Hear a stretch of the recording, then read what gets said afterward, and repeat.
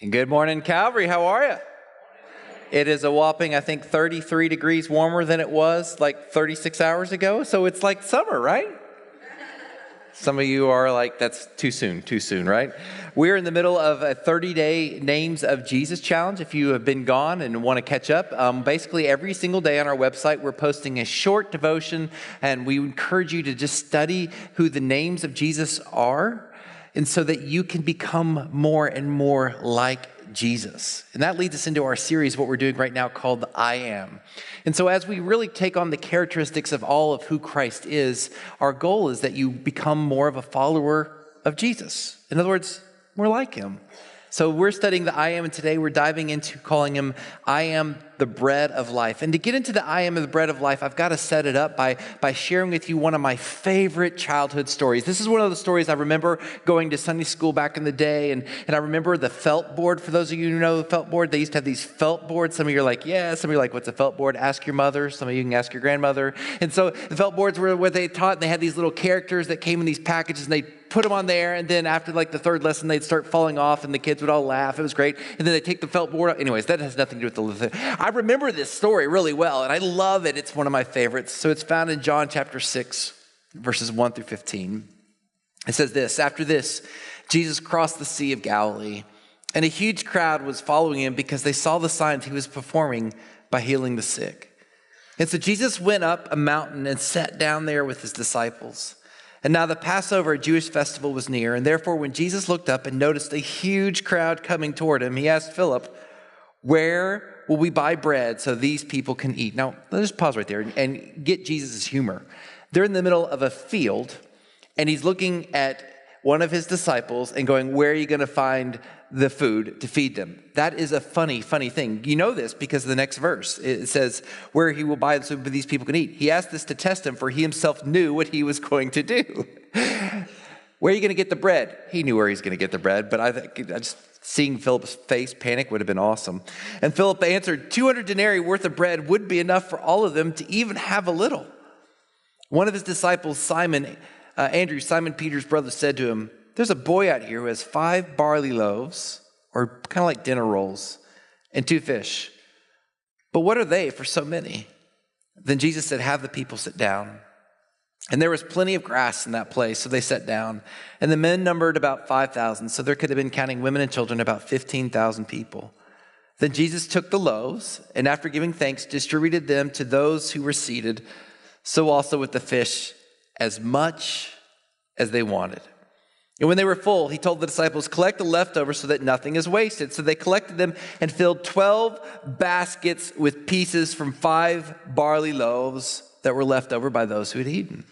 And when the people saw the sign he had done, they said, "This really is the prophet who has come into the world." I love that. I love that passage. I love that story. I love imagining being that little boy. And what little boy or little girl wouldn't love that thought, okay? Now, I have a son. He likes magic tricks. And have you ever thought about what's the difference in a magic trick and a miracle? A magic trick is trying to fool people into thinking that something that can't really happen has happened. A miracle is actually having something happen that can't really happen. Do you understand the difference? So my youngest likes magic tricks. This was a miracle. He took 5 dinner rolls and 2 fish, and he had enough left over to fill 12 baskets of people. Now, there's a couple realities I want to soak in about this story before we get into the I Am Bread of Life. Reality number 1, only one person brought anything, and everyone else received. Think about that. Only one person brought anything. This would be like filling Mackey Arena full of people, and one boy bringing 5 dinner rolls and 2 fish, and everyone filling enough to have 12 baskets left over. Pretty cool little story, right? But only one person brought anything. Reality number 2, the boy didn't do the work, Jesus did the work. Jesus did the work. Jesus took those 5 loaves and the 2 fish and fed everybody. And I think that's important to know, because I like to imagine myself as the little boy when I was a little boy, and still as an adult, I like to imagine myself as a little boy going, "Here I am, use me." And all he did was bring him his dinner, right? But still he was willing to give up his dinner so that others could eat. And I love that picture, but here's the sad reality, and really reality number 3 I want you to get. We are much more like the crowd than the boy. You see, a lot of times when we read stories in the Bible, we like to imagine ourselves as the hero or the heroine. We like to imagine ourselves as the one who's the good, but really the story of the Bible is an over and over and over about how God is the rescuer and we're really the people in the crowd. Now, I love this because if you really look at this, it beckons us to ask this question: why were all the people there? In other words, why did they follow Jesus? And that leads me to ask you this question: why do you follow Jesus? Maybe some of you don't really know, you're just here. Maybe some of you follow Jesus because it's what you've always done, but I think it's a fair question because we say around here we're followers making followers of Jesus. And if you're a follower of Jesus, why do you follow Jesus? Look back in verse 2. We see why the crowd was following him. It said this: and a huge crowd was following him because they saw the signs that he was performing by healing the sick. So before Jesus came and was able to take the 5 loaves and 2 fish and feed all those people and have 12 baskets left over, he was already doing things. And sometimes you can see that happening around churches. People go, hey, my marriage was better. Jesus is doing some things. Come with me. And so people show up to church waiting for a magic trick. Hey, show me something that's cool. Show me something that's neat. I want to be entertained. I want to see if this God is real, but I'm really expecting something different. I'm really expecting the curtain to be drawn back and me to realize this isn't real. Do you realize that God is still in the miracle business? But why do you show up? Do you show up expecting a miracle? Do you show up expecting God to do something? Why do you follow Jesus? That's an honest question. And so we pick up the story in John chapter 6, verses 23 through 26. Some boats came from Tiberias. So they had gone on and Jesus had said, hey, I love you guys. Now get out of here. Some boats from Tiberias came near the place where they ate the bread the Lord had gave thanks. And when the crowd saw that neither Jesus nor his disciples were there, in other words, Jesus had left the place where he was, they got into the boats and went to Capernaum looking for Jesus. That's very important. They went looking for Jesus. Now, get this. This is a funny line. The Bible has lots of funny humor if you really look for it. Here's what it says, verse 25. When they found him on the other side of the sea, they said to him, Rabbi, when did you get here? That's kind of the equivalent of Facebook stalking someone and then going, oh, really? I didn't know you were pregnant. You knew? You've been Facebook stalking. You Snapchatted them. You knew, right? Jesus, how did you get? You've been following. You looked everywhere. The 5,000 people, 15,000 people don't just show up and go, oh, we accidentally bumped into you here. That's awkward, right? So Jesus said to them, I assure you, you are looking for me, not because you saw the sign, but because you ate the loaves and were filled. Now, I don't know about you, but that's a little bit confusing. And the commentaries actually argue about what that is about. But it says there, you are not looking for me because you saw the sign, but your bellies were full. But the bellies were full because of the miracle. Was the miracle not the sign? Or is that something else? I think the people were confused about that too, because they actually say, okay, verse 30, we skip a couple verses. Here's what it says. What sign then are you going to do so that we may see and believe you? They asked, what are you going to perform? Our fathers ate the manna in the wilderness, just as it is written. He gave them bread from heaven to eat. I love that. It's an honest dialogue. People go and they go, okay, you fed us. You healed our ancestors. You saved my marriage. You got me a job. You did all these things. What's next, Jesus? What's next? I'm ready to follow you. What's next? I want to receive, I want to get. And so here's the question, what are you doing in following Jesus? And another question you might ask, another way to look at it is, what sign are you looking for proof that Jesus is enough? What sign are you looking for proof that Jesus is enough? You see, we have a lot of people who come through the doors of these churches. Not just this church, every church. And as a church gets momentum and we've grown quite a bit, people tend to invite their friends. And I'm thankful for that. But a lot of times what we do is we show up to church with this mentality in mind. What's in it for me? And what we're really looking for, even though some of us would admit this is bad thought process, we show up with this idea in mind. What's in it for me? I better get something, even though I know I shouldn't ask for it, because if I ask for it, then that's selfish and greedy, and I don't want to be that person. But what's in it for me? And I got news for you. If you've been a church member for 60 years, it's the same idea as if you've been someone who walked in the door for the first day. We're used to getting what we want. We're used to getting things like this. We're used to having everything that we desire. And so here's the interesting thing. Jesus is about to say the following: I am the bread of life. That's the sign you need. I am the bread of life. And so the people are going, great, give me bread.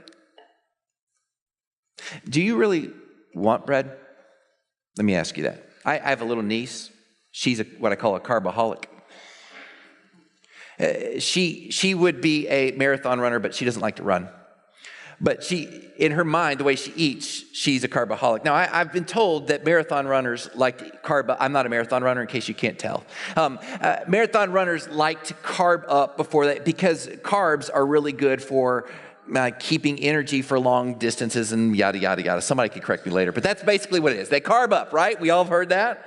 And carbs and bread has its different translations, but every culture finds it. Some cultures find it in tortillas. Some cultures find carbs in rice. Some cultures find carbs in French bread. Some find, in good old white loaf bread and all that kind of stuff. But carbs are translated across every culture. And this idea of bread is a substance that everybody understands. And Jesus says, I am the bread of life. And so the people are sitting there going, my belly is full. And they're looking at Jesus saying, okay, show us a sign. And they answered the sign of saying, okay, God, you've given us in the past with the following. I just read it. They said, our fathers ate manna in the wilderness, just as it is written. He gave them bread from heaven to eat. Now, I like to think that the guy who said that to Jesus was thinking, I got him. Proof. Jesus, in the past, you fed us. You fed the people who were in captivity on the journey to the promised land, bread every day. Do it again. And Jesus is like, all right, do you know what you're asking for? I'll be the bread of life because I am the bread of life. But you see, I don't think they understood. Most of us, if we actually had bread every single day, would not be as thankful as we think we would be. Look in Numbers chapter 11, verses 4 through 6. It'll be on the screen. And here's the story of the people walking through the land to the promised land. Contemptible people among them had a strong craving for other food. The Israelites cried again and said, who will feed us meat? Amen. We remember the free fish we ate in Egypt, along with the cucumbers, melons, leeks, onions, and garlic. Some of you are like, I'm ready for lunch. But now our appetite is gone, and there's nothing to look at but this manna. But I am the bread of life. Nothing to look at. I'm sick and tired of bread. Now, context. God's people were in bondage in Israel. They were being whipped, persecuted, killed. But hey, they had cucumbers and melons.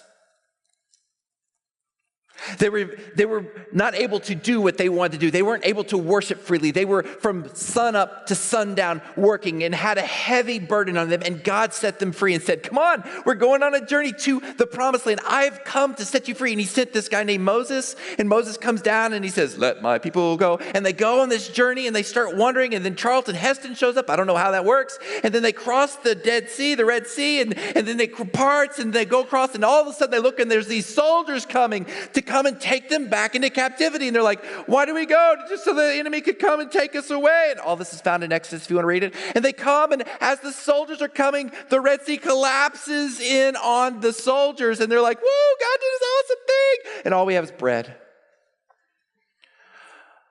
Our life is so hard. And yet we find the story repeated in this story. God, give us bread. Do you really want bread? Would that satisfy you? What would satisfy you with God? Just a real internal question this morning. When would you be filled to the place where you're like, I'm good? John 6:32 says this. Jesus said, I assure you, Moses didn't give them bread from heaven, but my Father gives you the real bread from heaven. For the bread of God is the one who comes down from heaven and gives you life to this world. And they said, Sir, give us this bread always. And he says, I am the bread of life. Jesus told them, no one who will come to me will ever be hungry, and no one who believes in me will ever be thirsty again. Man, that sounds awesome. I'll never be hungry. But I have to eat bread every day? You see, we're used to getting exactly what we want, and I think that's a real problem in our culture. I think it's a real problem in our world. We sit there and go, I can have whatever I want. I don't like this church. I'm going to go to another one. I don't like that one. I'm going to another one. I don't like this marriage. I'm going to go find another one. I don't like this job. I'm going to go find another one. And we sit there and we go, I'm so discontent. And if I could only have a little bit more money in my bank account, if I could only have a different meal, if I could only do what I want, we spend our life going from problem to problem. And somehow in the core of who we are, we're never satisfied. We're always looking for the best thing because we have so many choices. We somehow think if we could make the right choice, if we can make the right discernment, if God would just somehow show up in our life and go, turn left. Ooh, that was really loud, sorry. Turn left. Oh, God wants me to turn left. And turn right. Okay, and that's kind of what we expect God. And so we have all these choices and all these options, and we somehow think, if I can just find the right options, I will finally be satisfied. Jesus says, I am the bread of life. Anyone who comes to me is already there. And I think we have to ask ourselves the deep and hard questions this morning. And I'm looking at myself in the mirror, even though there isn't a mirror here. Are you satisfied with Jesus right here? Right now? How do I get there? John 6:53 through 58. I'm going to read some weird verses. If you're new to church, I'm going to explain it, so don't worry. So Jesus said to him, I assure you, unless you eat the flesh of the Son of Man and drink his blood, I told you it was weird, you do not have life in yourselves. Anyone who eats my flesh and drinks my blood has eternal life, and I will raise them up on that last day. Because my flesh is real food and my blood is real drink. The one who eats my flesh and drinks my blood lives in me and I in him. Just as the living Father sent me and I live because of the Father, so the one who feeds on me will live because of me. This is the bread that came down from heaven. It is not like the manna your fathers ate and they died. The one who eats this bread will live forever. So this is not a story about vampires or zombies, okay? Or cannibals. Aren't we glad? What Jesus is saying here is he's foreshadowing what's about to happen. He's telling the disciples, I'm about to die on the cross. And he's showing them that he's going to kind of talk about in the Last Supper in the upper room that he's going to tear off a piece of the bread and say, this bread represents me. In other words, my body was torn for you and my blood would be shed for you. And if you're really going to follow me, you got to be willing to take this on. In other words, if followers follow Jesus, they become like him and they're willing to go wherever the journey leads that says, I'm going to follow Jesus. Are you willing to break your flesh open? Are you willing to pour your blood out for the sake of following Christ? This is where you will find your satisfaction. Say, where does it say the big screen TV? I'll just take a steak every now and then. Is that all right? Hear me, you may get the big screen TV, you may get the steak, you may get the promotion, you may even get the girl and 2.3 kids and the white picket fence.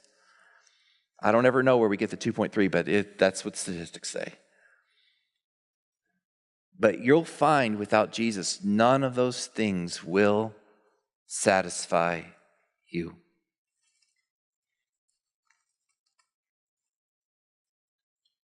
You want to be satisfied? You got to be satisfied with Jesus. So then the question is, what is the bread of life? Well, the bread of life, Jesus, is the sustainer, the provider. He is enough. He is the sustainer. He will sustain you through the difficulties of this journey. He will sustain you through whatever comes your way. He will sustain you when life seems to fall apart. He will provide for you. He will make sure that your steps are taken care of. And sometimes we go, okay, but how do I know that? And I want to just see, and can someone just tell me the future? And we struggle with this idea and we say, I just want to be at peace all the time. Well, the peace we have is resting in who Jesus is, not in getting what we want. You know how I know this? I have a son who loves ice cream. He may be the someone who loves magic tricks, I'm not saying. And if I gave him the choice, what would you want for breakfast, lunch, and dinner? You know what he would say? Ice cream. Milkshakes. Some of the kids in the room say, sign me up. What up? I broke my jaw in 8th grade. I did. Anybody in this room broken your jaw? It's miserable.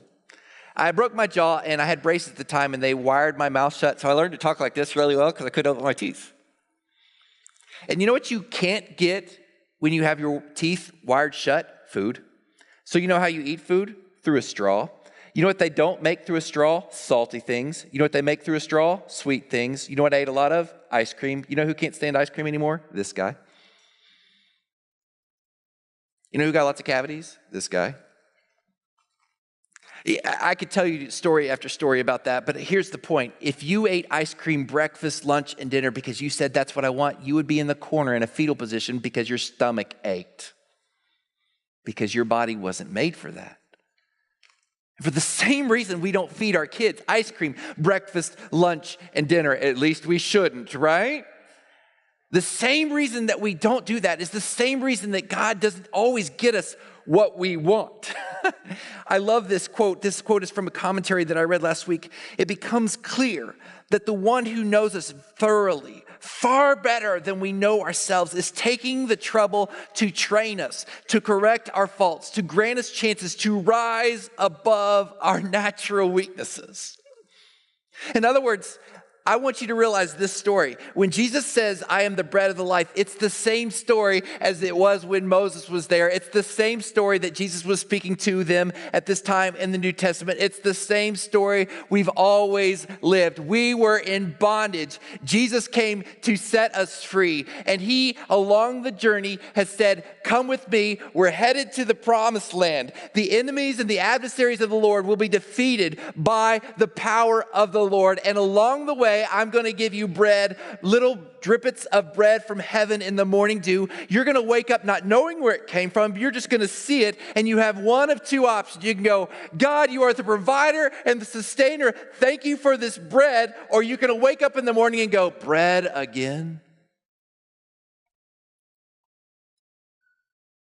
And I don't know about you, but when I look at the story and the power of the gospel, I don't find anywhere that it says the followers of Jesus are filled with disgruntled, lack of ambition, complaining, negative, pessimistic people who sit there and go, Eeyore is my idol.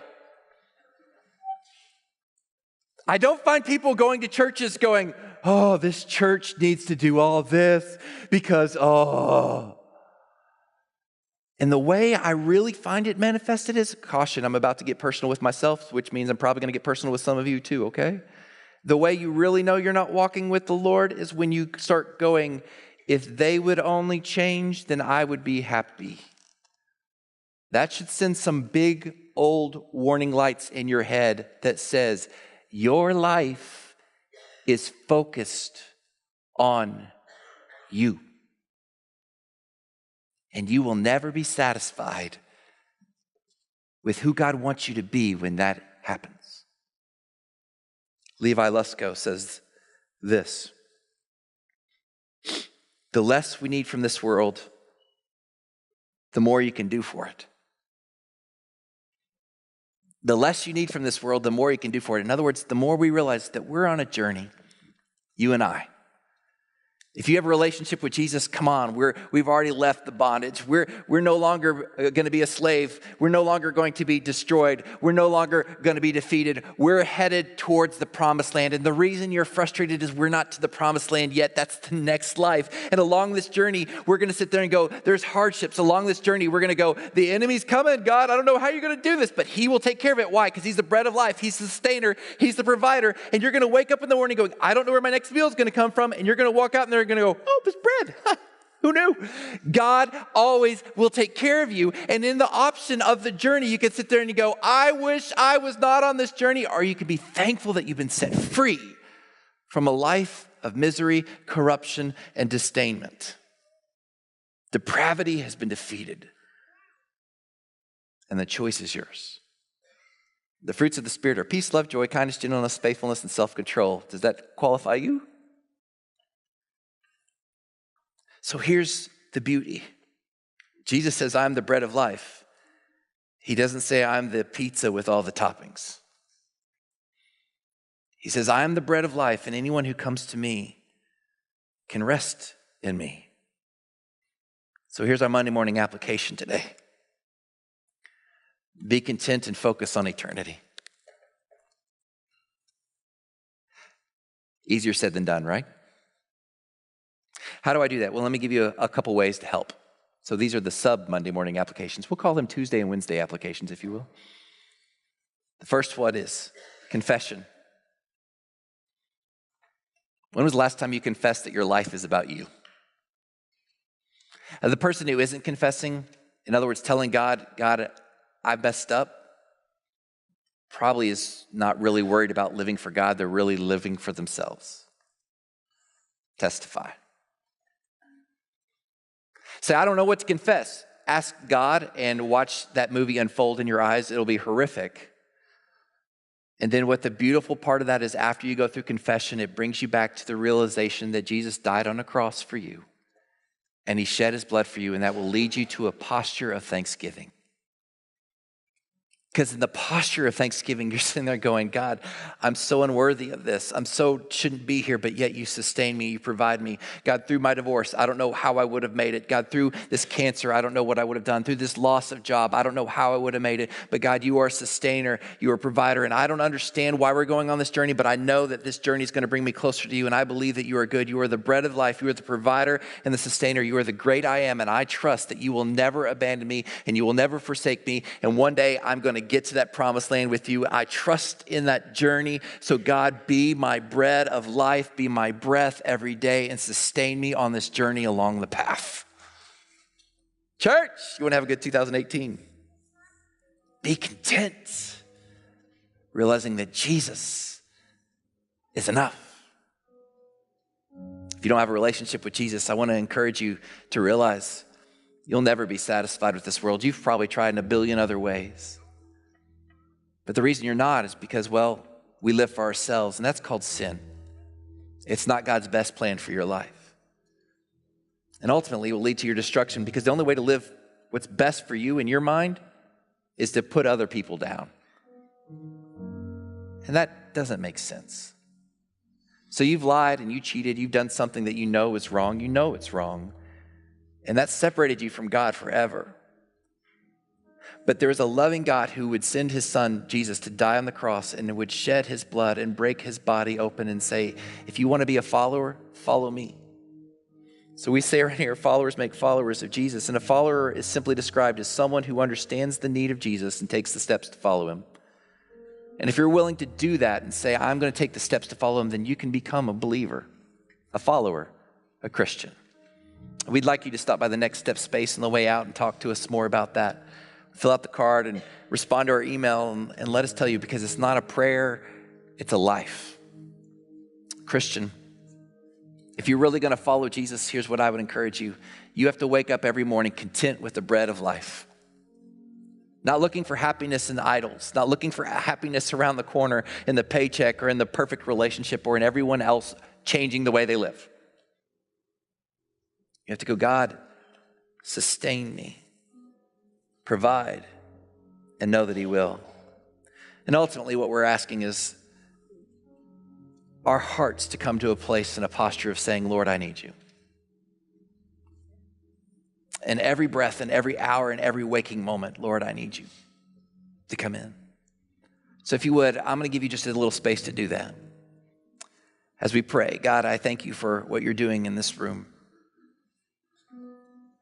Move even now and show us that you will take care of us even when we don't see the journey you do. And like you knew what you were going to do with Philip when he said, where are we going to get the fish? You already know. So God, I ask in this moment for us to trust in that. Church, in this moment, very silently and to yourself, between you and your God, would you take a moment and just confess anything that you need to confess to God? Selfishness, worry, trying to take control of the journey, idols of money, relationships, the perfect ideal.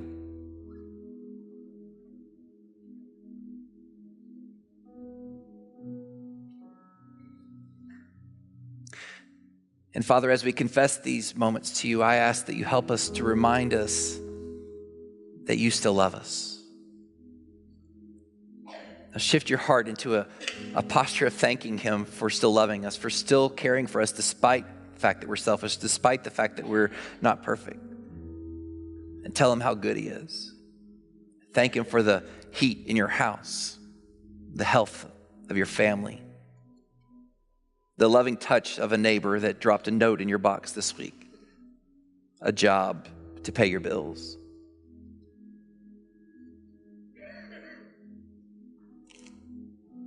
And God, as we are thankful for your provision, we ask that you help our heart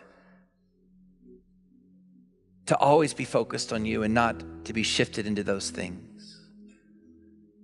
God, would you be our bread of life, our sustainer, our provider, enough. And God, we confess even now we need you. Amen.